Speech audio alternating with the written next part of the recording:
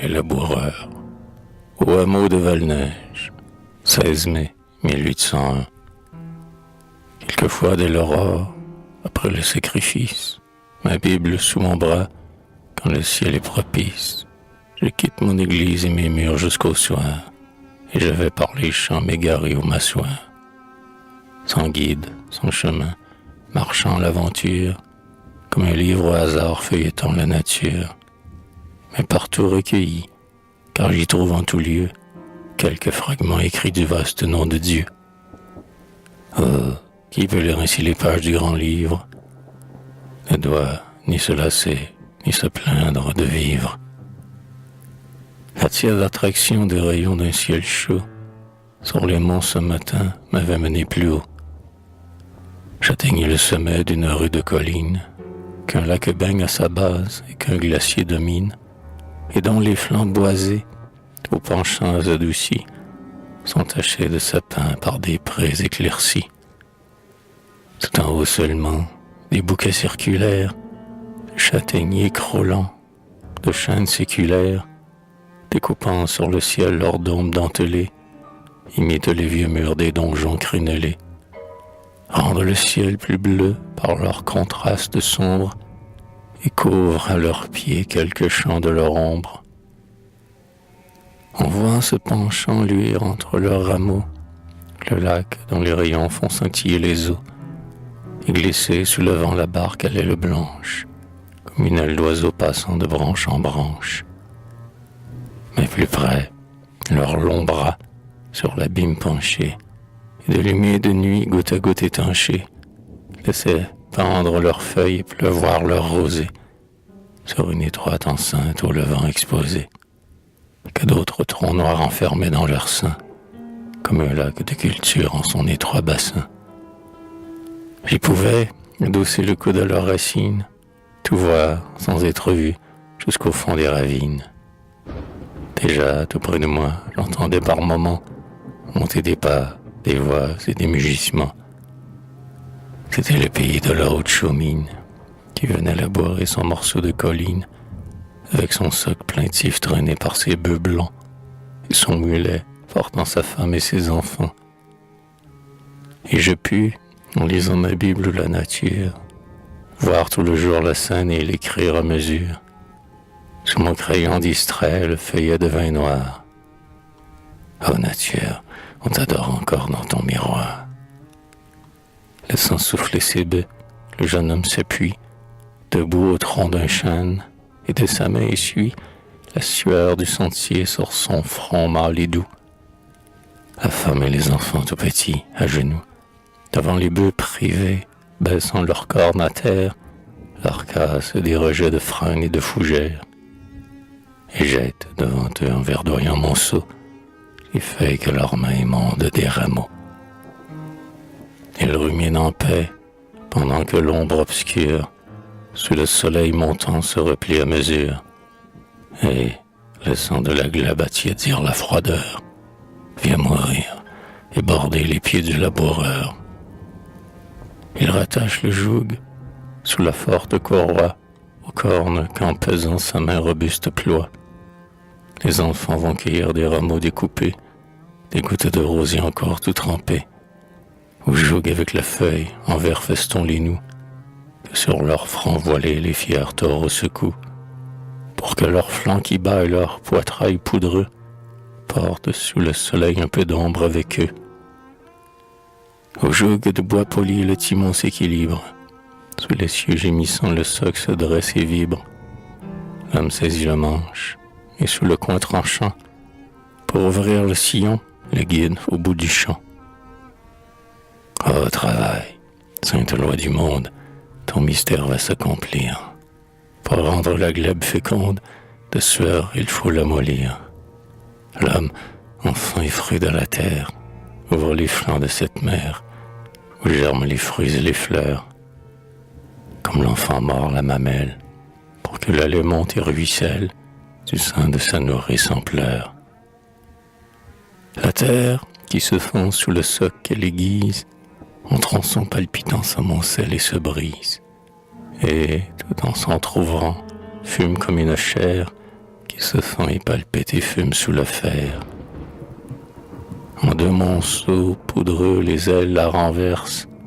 Ses racines à nu, ses herbes se dispersent. Ses reptiles, ses vers, par le soc déterré, se tordent sur son sein en tronçons torturés.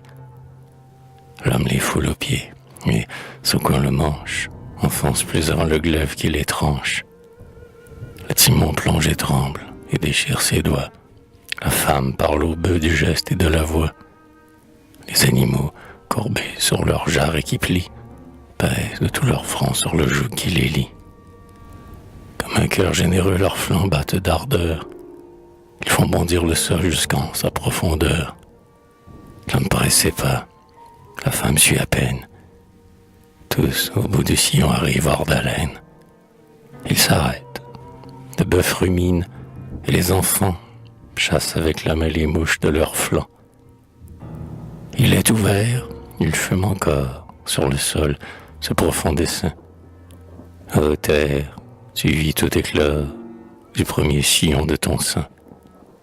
Il fut un Éden sans culture, mais il semble que la nature, cherchant en l'homme un aiguillon, est enfouie pour lui sous terre, ta destinée son mystère, caché dans son premier sillon. Oh, le premier jour, la plaine, s'entr'ouvrant sous sa forte main, puis la sainte sueur humaine est reçue en dépôt le grain. Pour voir la noble créature et des dieux servir la nature, le ciel ouvert roula son pli, les fibres du sol palpitèrent, et les anges surpris chantèrent le second prodige accompli.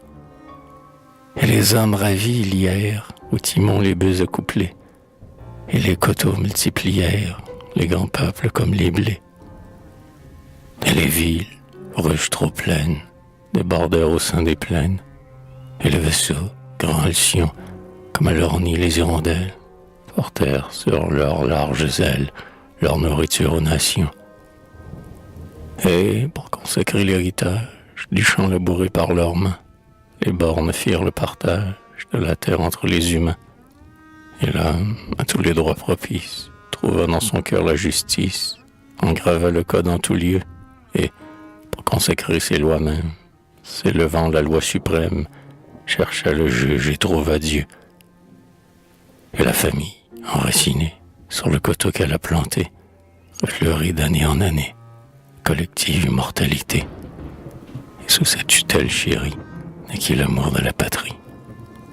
Gland de peuple au soleil germé, semence de force et de gloire, qui n'est que la sainte mémoire du chant par ses pères semé. Les temples de l'invisible sortirent des flancs du rocher, et, par une échelle insensible, l'homme de Dieu put s'approcher. Les prières qui soupirent, les vertus qu'elles inspirent, coulèrent du cœur des mortels. Dieu dans l'homme admira sa gloire, et pour en garder la mémoire, reçut l'épée sur ses autels. Un moment suspendu, les voilà qui reprennent, ainsi en parallèle, et sans fin vont et viennent, d'un bout du champ à l'autre, ainsi qu'un tisserand, dont la main, tout le jour, sur son métier courant, jette et retire à soi le lin qui se dévide, et joint le fil au fil sur sa trame rapide. La sonore vallée est pleine de leur voix. Le merle bleu s'enfuit en sifflant dans les bois. Et du chêne se brûlent les feuilles ébranlées, laisse tomber sur eux les gouttes distillées. Cependant le soleil darde à nu, le grillon semble crier de feu sur le dos du sillon. Je vois flotter, courir sur la glèbe embrasée, l'atmosphère palpable où nage la rosée, qui rejaillit du sol et qui bout dans le jour, comme une haleine en feu de la gueule d'un four. Des bœufs vers le sillon, le joug plus lourd s'affaisse. L'homme passe la main sur son front, sa voix baisse, le socle glissant vacille entre ses doigts nerveux. La sueur de la femme imbibe les cheveux. Ils arrêtent le char à moitié de sa course. Sur les flancs d'une roche, ils vont lécher la source, et, la lèvre collée au granit humecté, savoure sa fraîcheur et son humidité. Oh, qu'ils boivent dans cette goutte l'oubli des pas qu'il faut marcher. Seigneur, que chacun sur sa route trouve son eau dans le rocher, que ta grâce les désaltère. Tous ceux qui marchent sur la terre ont soif à quelque heure du jour. Fais alors l'œuvre desséchée, jaillir de ta source cachée, la goutte de paix et d'amour. Ah, tous ont cette eau de leur âme. Aux uns, c'est un sort triomphant, ceux-ci le cœur d'une femme, ceux-là le front d'un enfant. À d'autres, l'amitié secrète, ou les extases du poète. Chaque ruche d'homme a son miel. Ah, livre leur soif assouvie, cette eau des sources de la vie. Mais ma source à moi n'est qu'au ciel. L'eau d'ici-bas n'a qu'amertume, aux lèvres qui burent l'amour, et de la soif qui me consume, l'onde n'est pas dans ce séjour. Elle n'est que dans ma pensée, vers mon Dieu sans cesse élancé, dans quelques sanglots de ma voix, dans ma douceur à la souffrance. Et ma goutte à moi d'espérance, c'est dans mes pleurs que je la bois. Mais le milieu du jour au repas les rappelle, ils couchent sur le sol le fer. L'homme dételle, du joug tiède et fumant les bœufs, qui vont en paix, se coucher loin du soc sous un feuillage épais. La mère et les enfants, qu'un peu d'ombre rassemble, sur l'herbe, autour du père, assis, rompent ensemble, et se passent entre eux de la main à la main, le fruit, les œufs durcis, le laitage et le pain. Et le chien, regardant le visage du père, suit d'un œil confiant les miettes qu'il espère. Le repas achevé, la mère, du berceau, qui repose couchée dans un sillon nouveau, tire un bel enfant nu qui tend ses mains vers elle, l'enlève et, suspendu, l'emporte à sa mamelle, l'endort en le berçant du sein sur ses genoux, et s'endort elle-même, un bras sur son époux. Et sous le poids du jour, la famille sommeille, sur la couche de terre, et le chien seul l'éveille. Les anges de Dieu d'en haut peuvent les voir, les songes du ciel sur leur tête pleuvoir.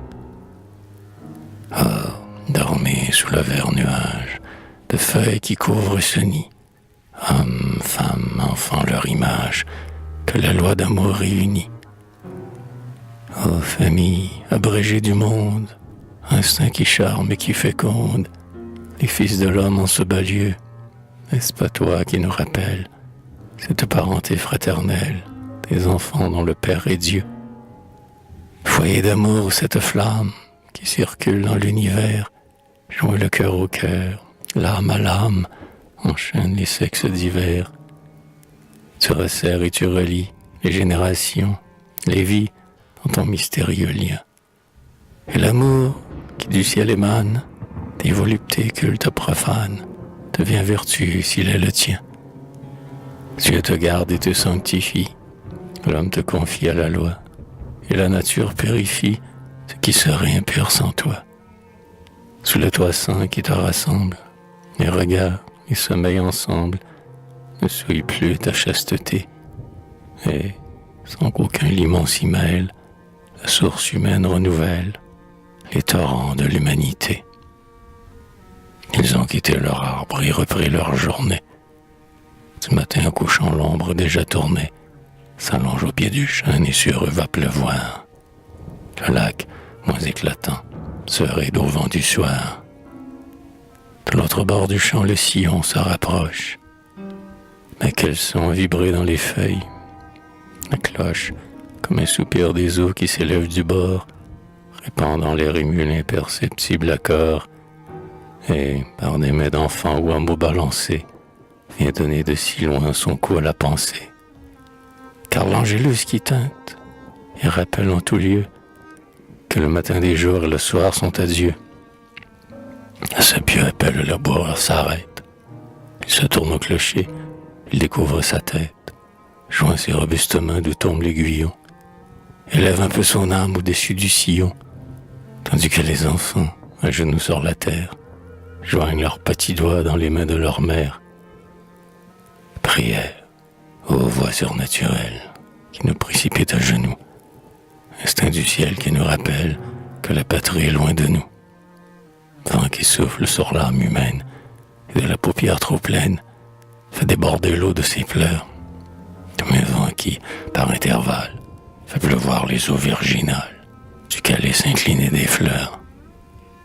Sans toi, que serait cette fange? Un monceau d'un impur limon, où l'homme après la brute mange les herbes qu'il tond du sillon. Mais par toi, son aile cassée soulève encore sa pensée pour respirer au vrai séjour, le désaltérer dans sa course et lui faire boire à sa source l'eau de la vie et de l'amour. Le cœur des mers te soupire, l'air sonore roule ta voix, la lèvre d'enfant te respire, l'oiseau t'écoute au bord des bois. Tu sors de toute la nature comme un mystérieux murmure dont les anges savent le sens. Et ceux qui souffrent, et ceux qui crient, et ceux qui chantent, et ceux qui prient, n'est que cantique aux 1000 accents. Ô saint murmure des prières, fais aussi dans mon cœur trop plein, comme des ondes sur des pierres, chanter mes peines dans mon sein. Que la faible bruit de ma vie, en extase intime ravie, s'élève en aspiration. Fais que ce cœur que tu brises, instrument des célestes brises, éclate en bénédiction. Un travail est fini, l'autre aussitôt commence. Voilà partout la terre ouverte à la semence, aux corbeilles de joncs puisant en pleine main, en nuages poudreux la femme épand le grain. Les enfants, enfonçant les pas dans son ornière, sur sa trace, en jouant, ramassent la poussière, que de leurs mains étroites ils laissent retomber, et que les passereaux viennent leur dérober. Le froment répandu, l'homme attelle la herse, le sillon raboteux la cahote et la berce. En groupe sur ce char, les enfants réunis effacent sous leur poids les sillons aplanis. Le jour tombe, le soir sur les herbes s'essuie, et les vents chauds d'automne amèneront la pluie. Et les neiges d'hiver, sous leur tiède tapis, couvriront d'un manteau de duvet les épis, et les soleils dorés enjauniront les herbes. Les filles des champs viendront nouer les gerbes, et, tressant sur leur front les bleuets, les pavots iront danser en chœur autour des tas nouveaux. Et la meule broiera le froment sous les pierres. Et, choisissant la fleur, la femme des chaumières, levée avant le jour pour battre le levain, de ses petits-enfants aura pétri le pain. Et les oiseaux du ciel, le chien, le misérable, ramasseront en paix les miettes de la table, et tous béniront Dieu, dont les fécondes mains, au festin de la terre, appellent les humains. C'est ainsi que ta providence sème et cueille l'humanité, Seigneur, cette noble semence qui germe pour l'éternité. Sur les sillons de la vie, que ce pur froment fructifie, dans les vallons de ses douleurs, mon Dieu, vers celui t'a arrosé, que l'argile fertilisée germe des hommes et des fleurs.